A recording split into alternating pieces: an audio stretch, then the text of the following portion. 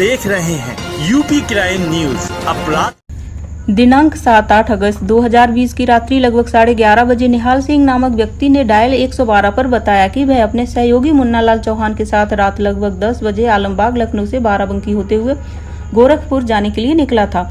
समय 11:30 बजे रात्रि के लगभग कालका होटल निकट सैनिक मोड़ पहुंचा ही था कि ग्राम दारापुर हाईवे के पास पीछे से आई स्कॉर्पियो ने ओवरटेक करके रोक लिया और उसमें सवार 4 लोगों ने मुझसे पेमेंट में 17 लाख रुपए लूट लिए। इस दौरान उन्होंने गाड़ी पर 2 फायर किए और लाठी से गाड़ी के शीशे तोड़ दिए और लखनऊ के वापस चले गए।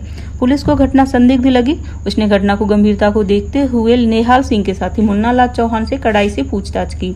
मुन्नालाल चौहान ने सच उगल दिया कि हम लोगों के साथ कोई लूट की घटना नहीं हुई है।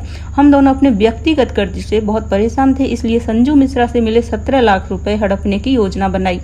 दिनांक 7 अगस्त 2020 को हम लोग निहाल सिंह के मित्र संजू यादव के पीजीआई के निकट स्थित फार्म हाउस पर गए, जहां पहले से ही निहाल सिंह की खड़ी स्कॉर्पियो में हम लोगों ने 17 लाख रुपए रख दिए और निहाल सिंह ने अपनी स्विफ्ट डिजायर गाड़ी के बोनट पर नुकीली सरिया से गोली लगने जैसा निशान बनाया और गाड़ी में रखे डंडे से विंड स्क्रीन और साइड का एक कांच तोड़ दिया। घटना को सच दिखाने के लिए निहाल सिंह ने अपनी कमीज भी फाड़ ली। मैंने एक नुकीली चाबी से स्वयं अपने सिर में चोट मारकर दिखाने के लिए घाव कर लिया था। इसके बाद हम लोग गोरखपुर के लिए निकले और रास्ते में लूट की झूठी कहानी बनाकर 112 कंट्रोल रूम को सूचना दी और कोतवाली बाराबंकी में लूट का मुकदमा लिखवाया।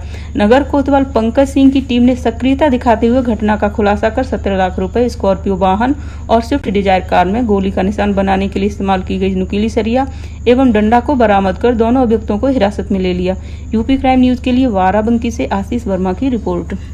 रुपए निहाल सिंह को दिए, वो रुपए कलेक्ट करके निहाल सिंह गोरखपुर अपनी कंस्ट्रक्शन फर्म सिंह कंस्ट्रक्शन में वापस जा रहे थे जब उनके साथ ही घटना हुई। उनका कहना था कि पीछे से आई स्कॉर्पियो ने उनको ओवरटेक करके रोका और उनकी गाड़ी पर 2 फायर किए, डंडे से शीशे तोड़ दिए और बलपूर्वक 17 लाख रुपए लूट लिए। ये एक बड़ी गंभीर घटना थी। मेरे द्वारा तत्काल एसपी नॉर्थ के नेतृत्व में 3 टीमें बनाई गई। सीओ सिटी द्वारा उनका कुशल पर्यवेक्षण आरंभ कर दिया गया। इन टीमों द्वारा वादी के बताए गए स्थानों का भ्रमण किया गया अगले दिन और डिजिटल साक्ष्य और भौतिक साक्ष्य एकत्र करने के प्रयास किए गए। इस पूछताछ के दौरान जानकारी हुई कि निहाल सिंह ने जहां जहां पैसा लिया या कल उस दिन जितनी एक्टिविटीज़ की वो सारी की सारी सीसीटीवी में उपलब्ध थी। निहाल सिंह ने आगे बढ़ कर बताया कि हमने ये एक्टिविटी इस जगह पर की और देखिए सामने सीसीटीवी लगा हुआ है जिसको निकाल कर आप देख सकते हैं कि यहाँ मैंने पैसा लिया या यहाँ फलानी एक्टिविटी की।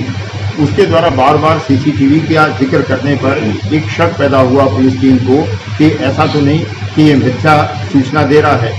इस चीज़ को और डेवलप करने के लिए तीसरी टीम जो एडिशनल इंस्पेक्टर कोतवाली के नेतृत्व में काम कर रही थी, उसने थाने पर मौजूद इसके एक अन्य साथी से गहराई से और कड़ाई से पूछताछ की तो उस व्यक्ति ने इस बात का खुलासा किया कि ये बात सत्य है कि संजीव मिश्रा जो इनके लाइजनर हैं उनके द्वारा 7 तारीख को 17 लाख रुपए का भुगतान किया गया, लेकिन लूट की घटना गलत है।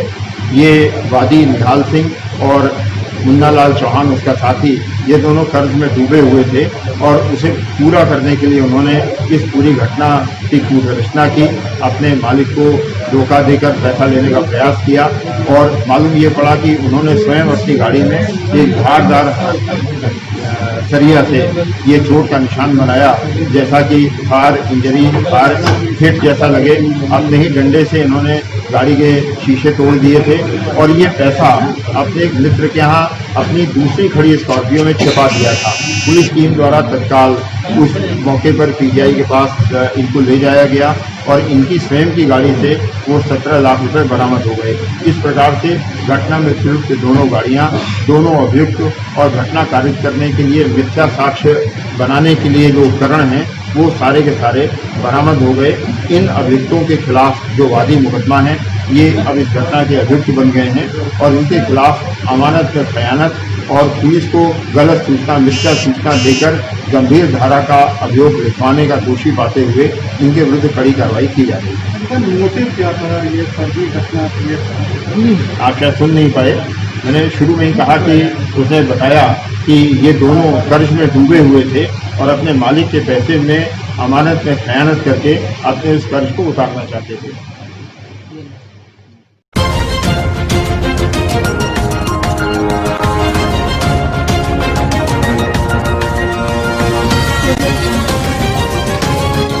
देख रहे हैं